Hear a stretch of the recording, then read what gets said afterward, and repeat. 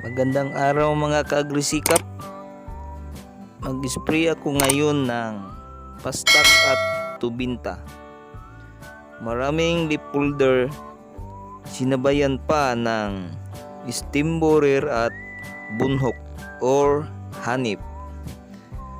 Paghaluin ko ang pastak at tubinta. Pastak ay para sa leaf folder. Ang tubinta naman ay katulad ng Privaton ang ingredients nito. Para rin sa leaf folder at steam borer. Maliit lang, 985 pesos dito sa aming lugar. Pero okay lang basta epektibo. Makontrol nito ang leaf folder at steam borer. Aanhin man natin ang murang medisina kung hindi mapuksa ang mga insekto. Lahat dito ngayon sa aming lugar sa Davao de Oro, maraming leaf folder. Namumuti ang mga dahon ng palay tingnan.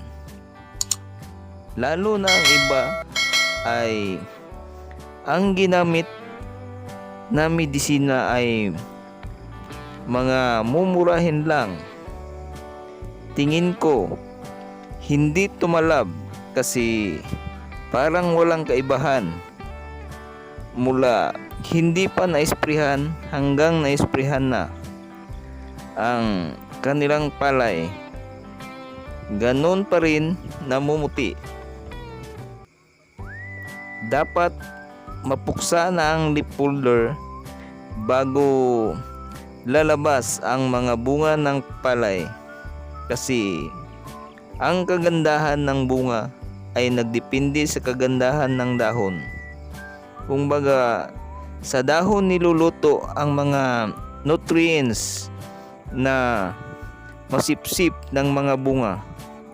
Kaya dapat alagaan natin ang mga dahon ng ating palay mga kaagrisikap. Tingnan ninyo, namumuti ang mga dahon ng aking palay. Pero hindi naman marami.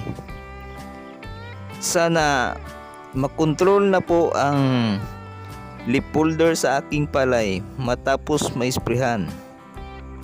Hanggang dito na lang muna mga kaagrisikap.